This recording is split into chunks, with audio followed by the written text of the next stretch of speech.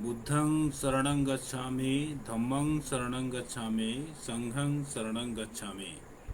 यानी हम बुद्ध की वंदना करते हैं और बुद्ध की बातें बताते हैं। बुद्ध के मार्ग में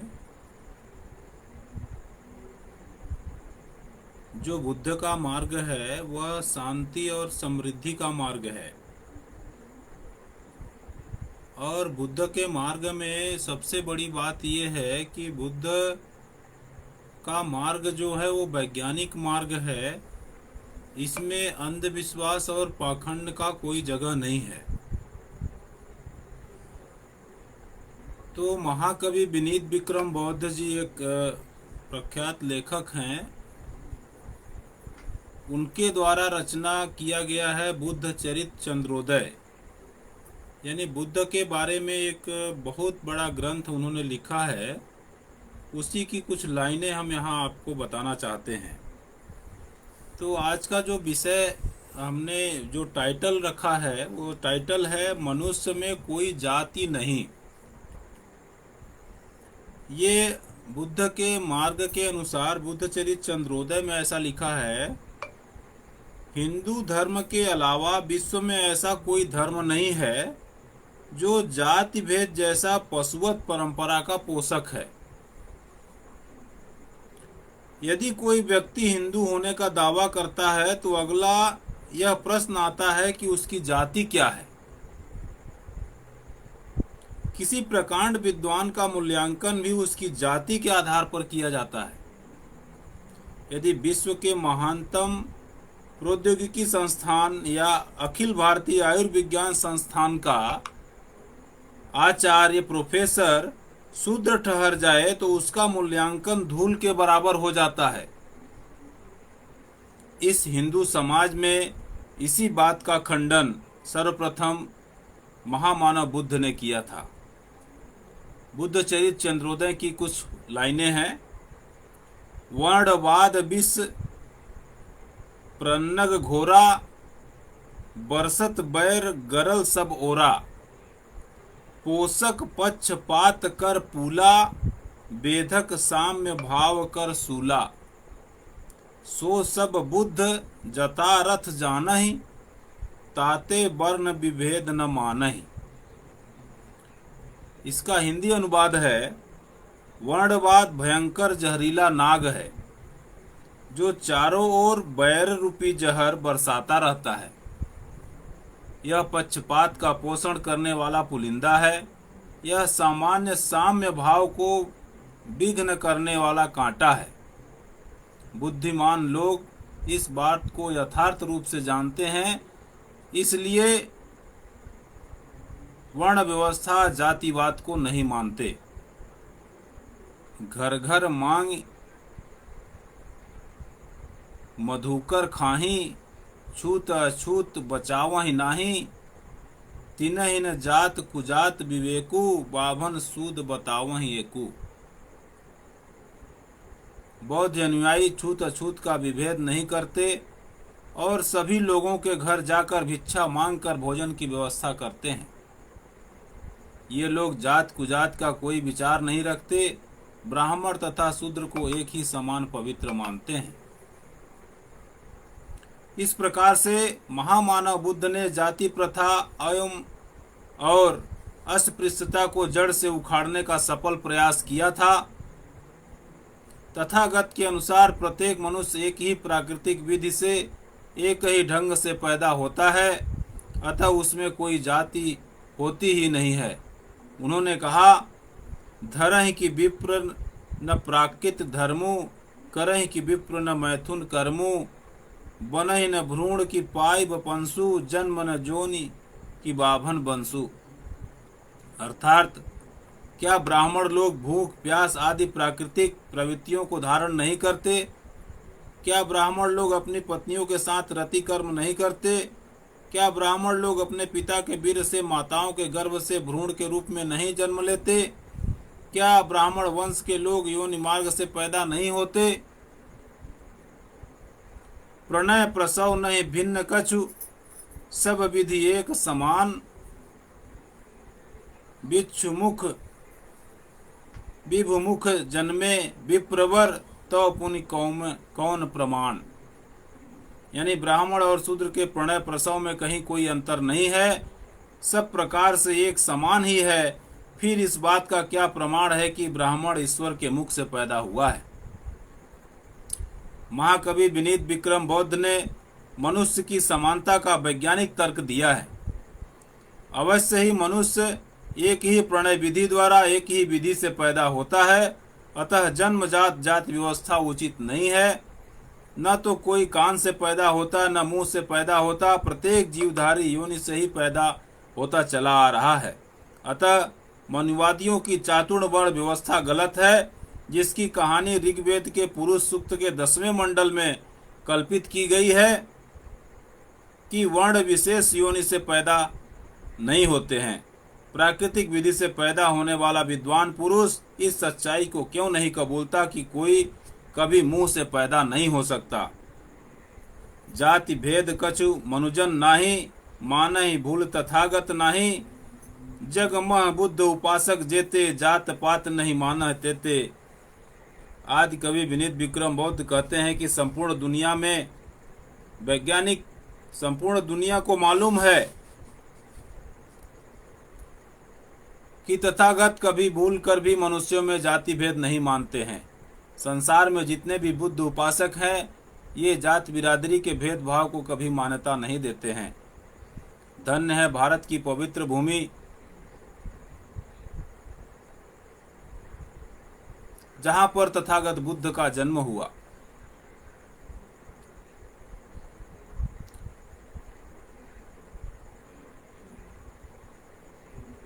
जिसने मनुष्य को केवल और केवल मनुष्य माना है। शूद्रों की गरीबी, भुखमरी, अशिक्षा एवं अंधविश्वास का मुख्य कारण उसका जातिवाद एवं छुआछूत का शिकार होना है। न तो उसे इंसान के रूप में इंसानियत के प्यार की एक झलक मिली, न ही मानव के रूप में मनुष्य कहलाने लायक एक प्राकृतिक हक।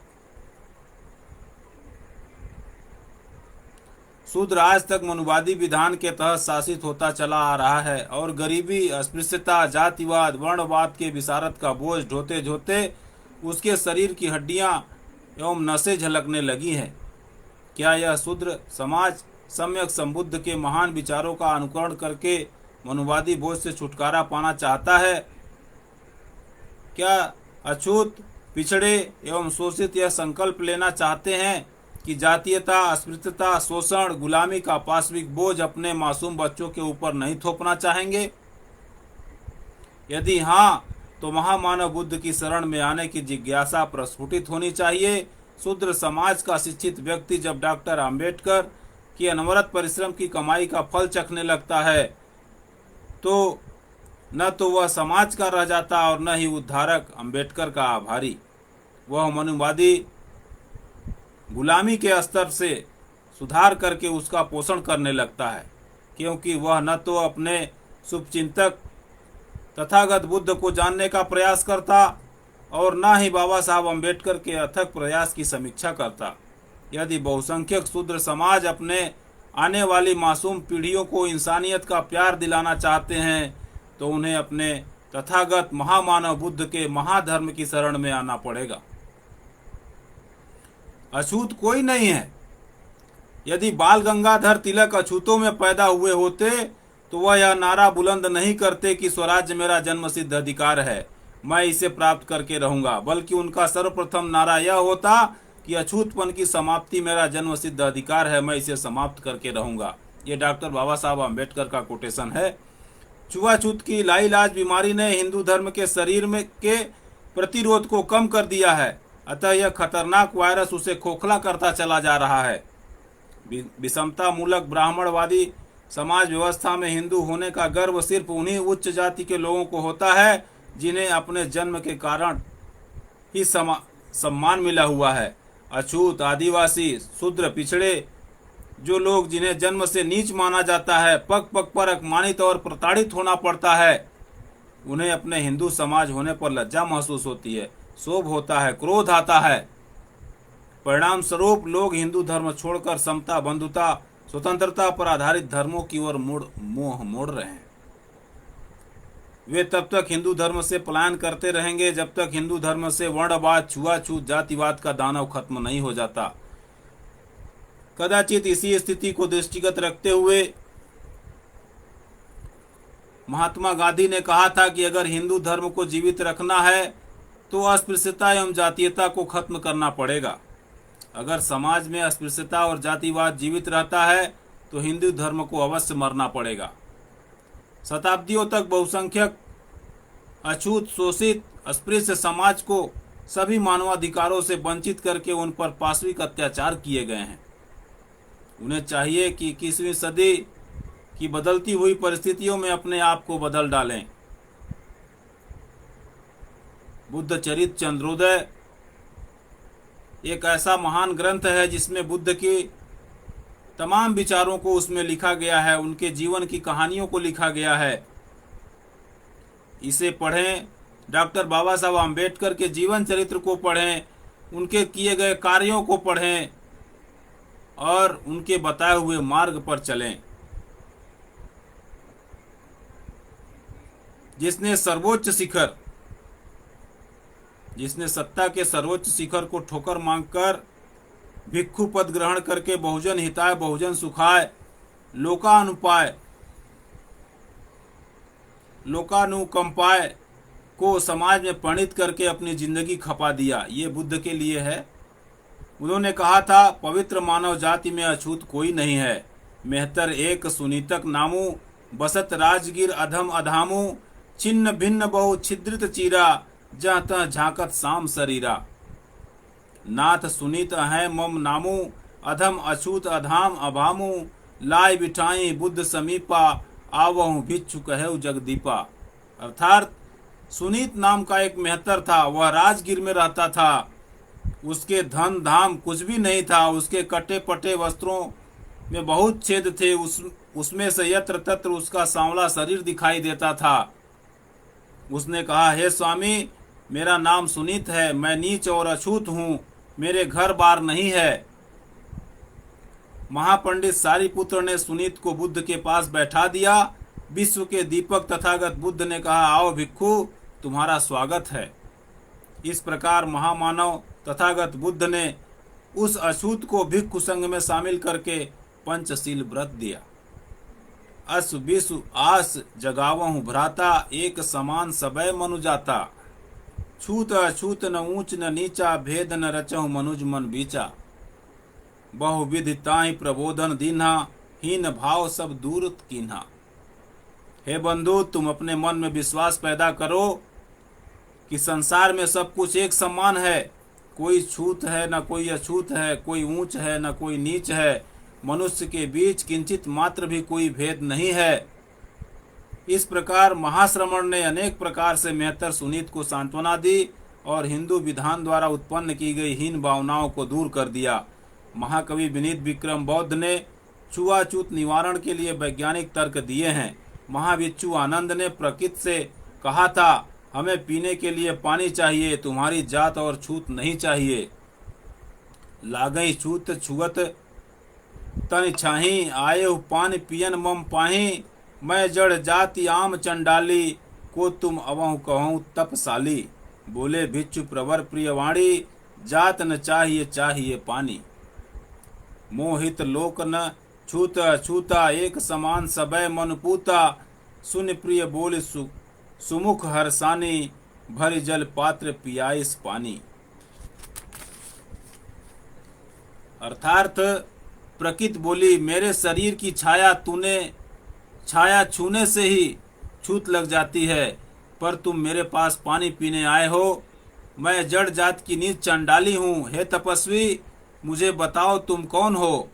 श्रेष्ठ भिक्षु श्रेष्ठ आनंद प्रियवाणी बोले, मुझे तुम्हारी जाति नहीं चाहिए, हमें पीने के लिए पानी चाहिए। मेरे लिए संसार में छूत अछूत का भेदभाव नहीं है। मेरे दृष्टि में सब मनुष्य एक बराबर हैं।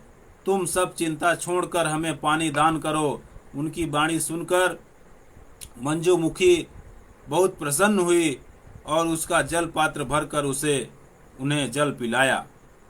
यह सामाजिक विधान महामानव बुद्ध का, जिसमें मानव केवल और केवल मानव है। शाक्य बुद्ध ने शूद्रों की जातीयता, छुआछूत, घृणा और अस्तित्वहीनता के डायन को हमेशा के लिए मार दिया है। बस बहुसंख्यक समाज को एक निर्णय लेना है कि क्या आप समानता, बंधुता और स्वतंत्रता पर आधारित समाज की पुनर्रचना करना चाहते हैं। अगर करना चाहते हैं तो साथियों, आप सबको ज़रूरत है कि तथागत बुद्ध के बताए रास्ते पर चलने का प्रयास करें, डॉक्टर बाबा साहब आम्बेडकर के बताए रास्ते पर चलने का प्रयास करें। हम कल ठीक 8:30, ठीक 7 से 8 के बीच में, या जब भी टाइम मिलेगा हम नोटिफिकेशन आपको देंगे। हम डेली बुद्ध चरित चंद्रोदय का एक पाठ यानी एक शिक्षा पर बात करेंगे। कल हम बात करेंगे मानव की 4 श्रेणियां एवं वर्णवाद का उन्मूलन। कल हम इस टॉपिक पर बात करेंगे। साथियों, बहुत सारे लोगों ने कमेंट किया, मैं उनके कमेंट को थोड़ा पढ़ना चाहता हूं। अर्णव सिद्धार्थ जी हैं, उन्होंने कमेंट किया जाति जानवरों में होती है। जी बिल्कुल सही है सर, आपका कहना सही है, जाति जानवरों में होती है, मानव में जाति नहीं होती है। राम लखन जी का कहना है नमो बुद्धाय सर जी, बहुत अच्छा संदेश जी। नमो बुद्धाय, जय भीम, जय मूल निवासी, जय भारत, जय संविधान।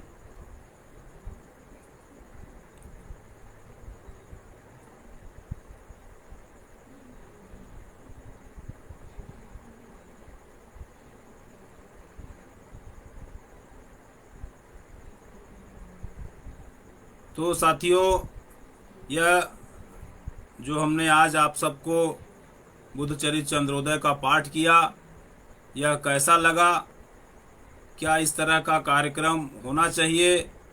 इसके बारे में भी आप हमें ज़रूर बताएंगे। आपके जो भी कमेंट्स होंगे, कमेंट्स पढ़े जाएंगे। बुद्ध की बातों को घर घर तक पहुंचाना है, डॉक्टर बाबा साहब आम्बेडकर को की बातों को घर घर तक पहुंचाना है, भारत के संविधान को घर घर तक पहुंचाना है। यही 3 मुद्दों के साथ हम रोज लाइव आते रहेंगे। आशा और विश्वास करेंगे कि आप इस वीडियो को ज़्यादा से ज़्यादा लोगों तक शेयर करेंगे। धन्यवाद। नमो बुद्धाय, जय भीम, जय मूल निवासी, जय भारत, जय संविधान।